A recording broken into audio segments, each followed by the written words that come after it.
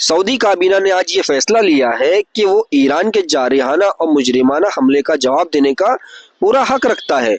और सऊदी काबीना ने जो ये फैसला लिया है ये क्यों दुरुस्त है और ईरान ने जो मुजरिमाना हरकत की वो क्यों गलत थी, और इसकी जो वजह बताई जा रही है ये देखिए, ये वजह से ईरान ने हमला किया इन अरब मुल्कों पर, वो वजह 12 पॉइंट की नुक्ते नजर से आज हम समझेंगे कि वो वजह क्यों गलत है। देखो, पॉइंट नंबर 1 जो है वो ये है कि सऊदी में फिलहाल कोई भी अमेरिकी एयरबेस नहीं है। पहले था 2003 में, लेकिन वहां से मुंतकिल कर दिया गया था। कहां पर? कतर में। पॉइंट नंबर 2, ईरान ने अहले तौहीद अरब मुसलमानों पर हमला किया, जबकि इन लोगों ने इसके खिलाफ कोई कार्रवाई नहीं की और ना ही अमेरिका और इजराइल का उन्होंने साथ दिया, बल्कि खुलकर ऐलान किया कि हम ईरान के साथ हैं, हम अपनी जमीन को ईरान के खिलाफ इस्तेमाल नहीं होने देंगे। पॉइंट नंबर 3, और क्या ये इंसानी अक्ल में आने वाली बात है कि हमला कोई और करे और उसका जवाब किसी दूसरे को मार कर दिया जाए? ये तो इंतहाई घटिया और बुज़दिली और खबासत है, और वो भी उन ममालिक पर जो मुसलमान ममालिक है, उन पर इस तरह की हरकत की जाए। पॉइंट नंबर 4, ईरान ने अरब सुन्नी अहले तौहीद मुल्कों पर हमला किया, मगर वहीं पर ओमान भी रहता है और उसके एकदम बिल्कुल बगल में है ओमान।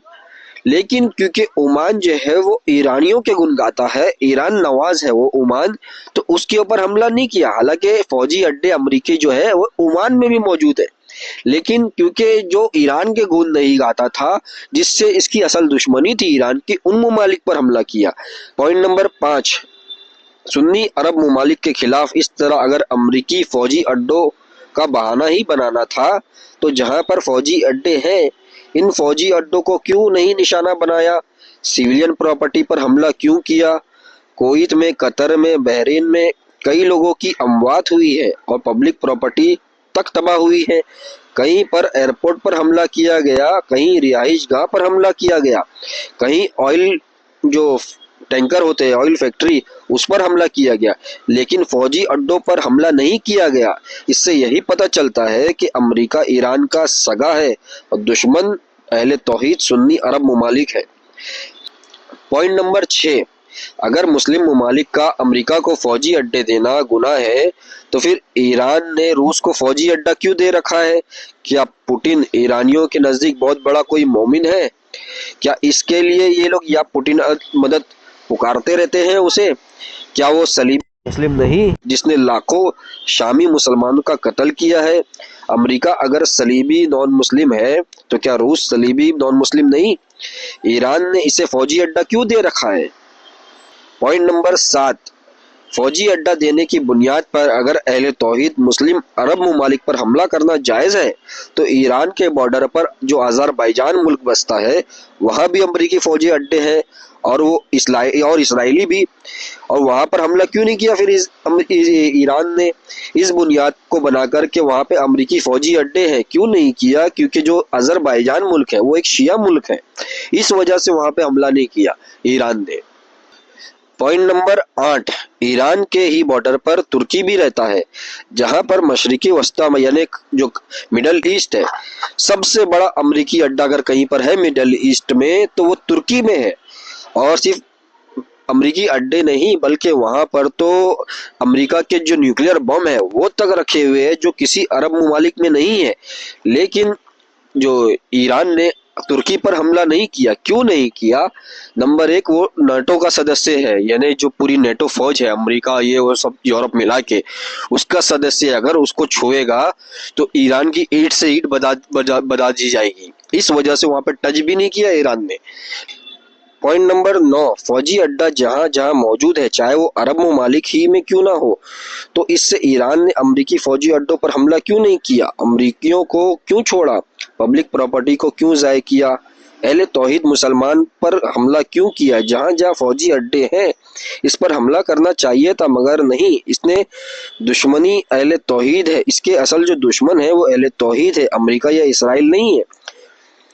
पॉइंट नंबर 10, ईरान के बॉर्डर पर ईरान का जो बॉर्डर है उस पर इराक है। इराक में हजारों अमेरिकी फौजी अड्डे रहते हैं, कई फौजी एयरबेस और फौजी छावनियां भी तक मौजूद है। बगदाद इंटरनेशनल एयरपोर्ट के बगल में सबसे बड़ा अमेरिका का फौजी अड्डा है। लेकिन ईरान भी जो है इराक क्या है, अब आज के दौर में वो शिया मुल्क है, वो वहाँ पे शिया हुकूमत है, तो इसलिए वहाँ पे भी बहुत ज्यादा हमले नहीं कर रहा ईरान। पॉइंट नंबर 12, अमेरिकी जो बहरी बेड़े हैं वो खलीज फारस यानी ईरान का जो समंदर है उसके बगल में ही रहते हैं। अमेरिकी फौज वहीं बगल में रहती है। ईरान ने उन अमेरिकी बहरी बेड़ों पर हमला क्यों नहीं किया? ईरान के 100-200 मीटर के करीब रहते हैं वो लोग।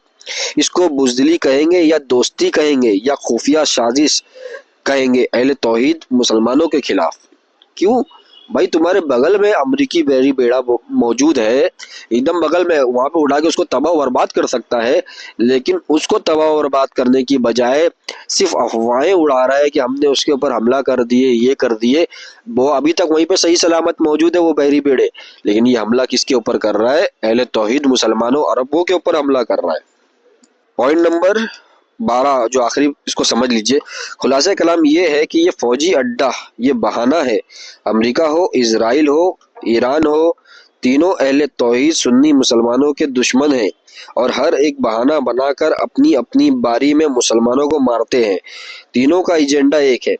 अमेरिका ने लाखों मुसलमानों को अगर मारा है, इजराइल ने भी लाखों मुसलमानों को अगर मारा है, तो ईरान ने करोड़ों सुन्नी मुसलमानों को मार चुका है अभी तक। आप लोगों को इस बात का अंदाजा है? इस बात को आप लोगों ने हिसाब कभी लगाया है?